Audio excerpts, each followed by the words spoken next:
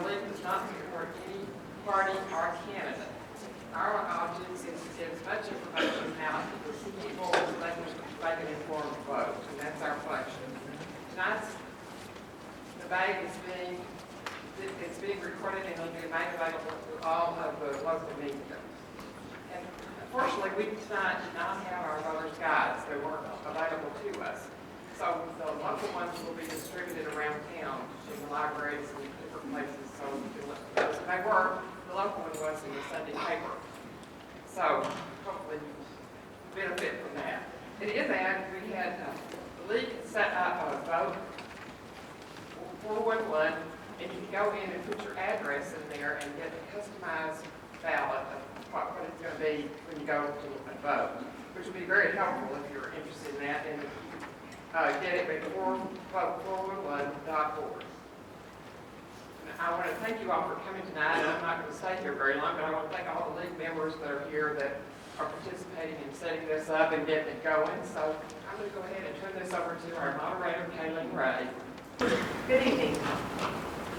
My name is Kayleen Ray, and I'll be the moderator for tonight's candidates forum and debate. Only contested primary races will be featured tonight, and only races at the county level. Please keep in mind that primary elections are held by the political parties to choose the candidate that will represent their party in the general election in November. When you vote in a primary election, you must choose which party primary you're going to vote in, either the Democratic or the Republican. And you may vote only once. In other words, only in one. And only once in one. As a result, each race is going to be among candidates of only one party. Because there are really two elections occurring for each office, it's always a challenge in primary elections to decide how to best present the candidates in a debate. Tonight we will be presenting all of the candidates in contested elections for a position, both Republican and Democratic, at the same time. The candidates in a party will be seated together. We'll have the Republicans on my right and the Democrats on my left. So remember that these are two separate elections. You will not have both Republicans and Democrats on your ballot. Sometimes that's confusing in primary elections. Precinct 3. There are two candidates in this race, Will Conley and Rob Rourke. I'd like to begin with the statement that Mr. Conley will be read by the moderator. Statement of Will Conley. I want to thank the Legal Movement voters for hosting this debate and the opportunity to make a short statement. I apologize for not being able to make it tonight. I am at an important CAMPO, that stands for Capital Area Metropolitan Planning Organization meeting, for which I am the chair. Hays County is providing a high level of services throughout our community, and we will continue to plan for the future. We are financially strong. Our departments have been reformed, and we are continuing to progress each day. Thank you for allowing me to serve, and I ask for your vote and continued support. Mr. Rourke, you have 2 minutes to open. Good evening. My name is Rob Rourke, and I am the Republican candidate for Hays County Precinct 3 for the Commissioner's Court. And after listening to everyone tonight, and especially my fellow Republican from Montana, I think I have just about scrapped all that I was going to say tonight, and I'm going to run on a single platform: eradication of cedar in Hays County. See, I knew that fits close. All right, on the serious side though, my name is Rob Rourke. I have been here in Hays County now for 13 years in the San Marcos area. I've been in Texas for 25 years, and I have raised 2 children here in San Marcos, both of them are rattlers, as a single dad. And so I know the county very well. I've been involved in many, many different organizations to help in the community. I have been a watcher at both the court and down at San Marcos City Council. I have no problem speaking my mind. I am asking for your vote to help be a new voice in Hays County. I am running a campaign in 30 days to a new Hays. I believe that we are all tired of plenty of signs and constant politicking. I believe that we need to lead by example. 30 days is enough to go and to get your vote. The rest of the time, we need to be serving, and we need to go back to our jobs, and we need to be serving and doing what we are paid to do as an elected official. So, I'm running out of my own pocket for 30 days, and I am going to not stop until that final vote is cast. I'm not looking for endorsements from elected officials. I'm looking for endorsements from each and every single one of you and your neighbors on the 1st of March. Thank you.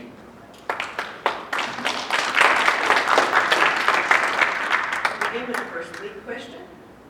What flood control measures can the county implement to reduce future flood damage? You have 1 minute. We'll actually have a minute now. Okay, a minute and a half. The biggest thing that we need to do is twofold. First, we need to make sure that we don't have people in harm's way. The flood maps have changed. Flooding has been part of Hays County ever since the first settlers were here in San Marcos. That's why it took another 20 years before the next settlers came to San Marcos, was they got washed away with the floods. As the county grows, and it will be growing, and it will continue to grow, we're not going to stop that. But we need to make sure that people are out of harm's way. Second, we need to take a history lesson from the past with what we did with Purgatory and St. Creeks. We're going to have to look at some major projects here in the county. And we're also going to have to look at how we are going to protect the infrastructure that we have so that we don't have to keep replacing it every time we have flooding. So we need a major overhaul, of how we are looking at flooding in the county and to make sure that we have a good plan in place to protect the property and the lives of the citizens of Hays County. Next question. What are your budgetary priorities?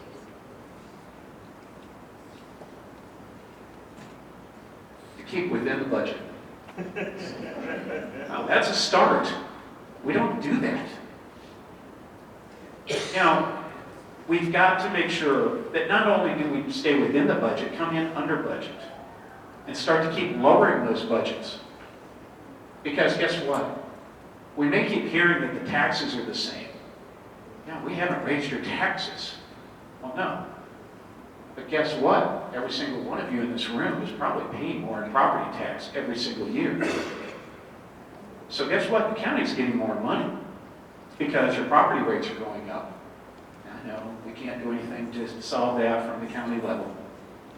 But we can try to start to bring down that spending each and every year, keep that budget under control, and we're going to have to look at a lot of things. I know I kind of danced around it here a little bit, but we do have to look at the Hays County Sheriff is going to have to look at what we're going to do for a jail. That's going to be coming up. That's going to be a big priority. As we're growing, the constable's office, you heard of all the constables earlier tonight, they're going to be needing more. We're going to need equipment. We're going to need things. So we're going to need to look at budgets, but we're also going to have to look at new ways of doing the budgets. I've done that over and over in semiconductor over many years to be able to do things cheaper and with less. And I want to bring that here to the county. Are there any questions from the audience for this candidate? Do you come forward to the microphone and please state your name first and ask your question.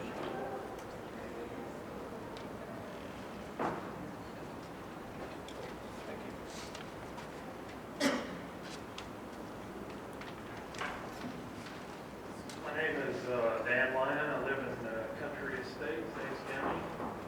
And a lot of people call me a snake also. I mean, rapper. On January 12th, the Commissioner's Court, I asked Mr. Connolly a question about the so-called Freeport tax. Although I thought it was a bad tax on business, I was afraid that the elimination of this tax on business would shift the tax burden to, among others, the homeowners. His response to this question was that the homeowners are getting a free ride. With an effective tax increase averaging 5.68% this year, do you feel that the homeowners are getting a free ride? Do you prefer decreasing taxes on business at the expense of homeowners? If decreasing taxes is good for business, should it not also be good for the homeowner? Yo hablo un poco español, pero me lo siento, no puedo traducir esta pregunta en español. Ich bin kein Berliner.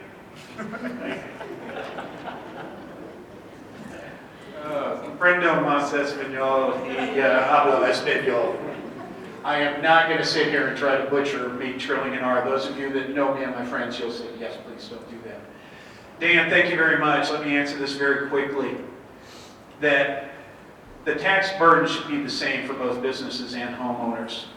But the big problem that we have is that what you're doing to the homeowners, you're taking anything that we build, you're wanting to tax it. It should be just flat. It should be on your property. Businesses own property and homeowners own property.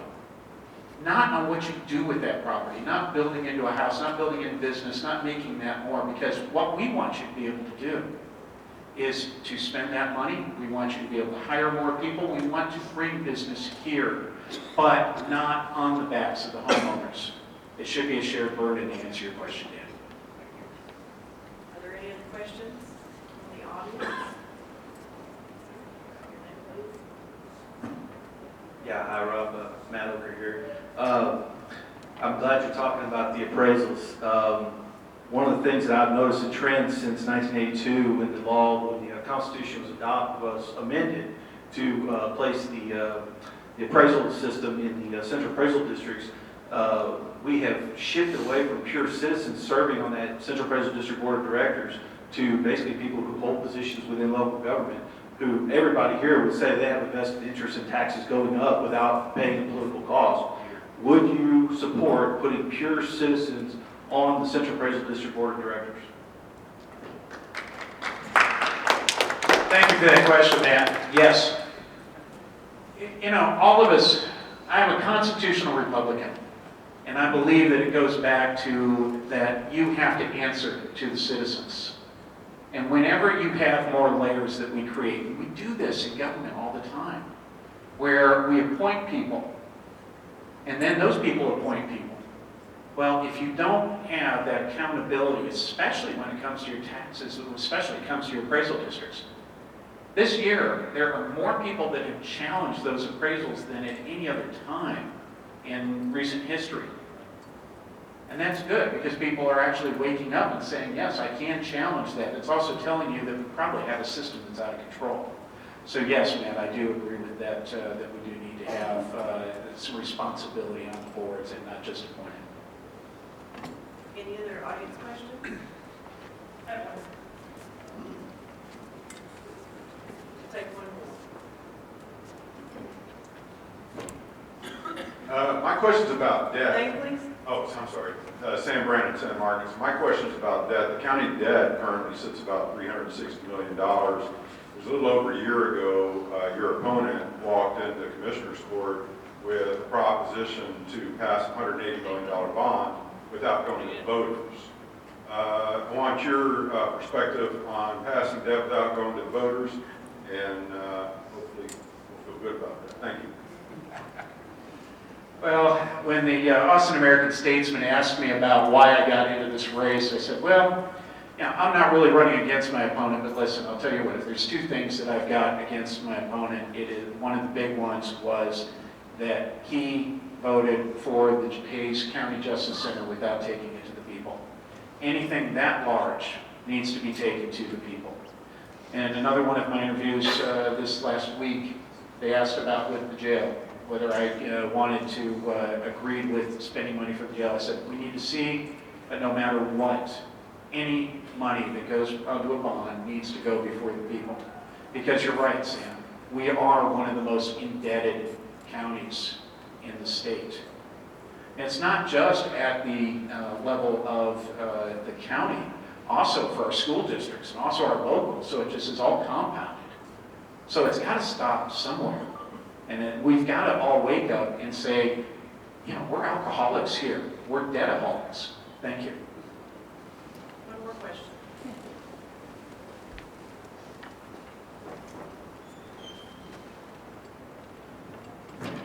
Abel Velazquez.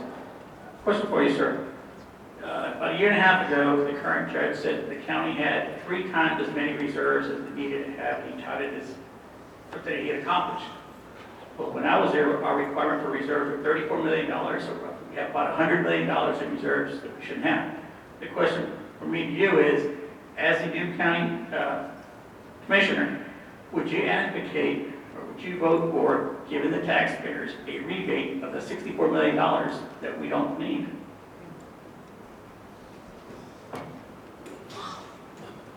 Yeah, well, I probably want to take a look at that before I go and say, yeah, I want to give a rebate. Because really, I'm concerned with, we have been going through this mantra, of growth. Listen, the Texas economy is going to be taking a tumble. And we don't know what's ahead for the county right now. Reserves are good, we need to keep those reserves. I would probably hold off though, knowing what I do out there. I work for a private employer. I'm a quality control inspector for a company that builds piping systems for energy, for nuclear power plants and power plants. We haven't gotten raises for a couple of years now. And it's not looking good out there in the private sector. So, you know, I know what we've got coming at us. I think it's good that we need to have those reserves. Maybe that's something we may want to look at as we see those revenues going up, but I probably, at this point, I wouldn't say let's give it back quite yet. You have 1 minute to close. Again, my name is Rob Rourke, and you can find me on Facebook, Rob Rourke for Hays, and on the web, Rob Rourke for Hays. Again, I'm not a career politician. Hopefully y'all have seen that I kind of speak a little differently than most people do that you see out there running for office. I work in the private industry. I believe very, very much in my heart, I'm very passionate about this, that we are called to serve. Just as all of the people that put this on tonight, all of the candidates that are here, all of us are called to serve. But then you go back. And you go back to the community, and you take what you learn, and you go back to the community. You don't go and continue to get thousands and thousands of dollars from outside of the district to run over and over. 12 years is enough. I'm asking for your vote to be your county commissioner for Hays Precinct 3. Thank you.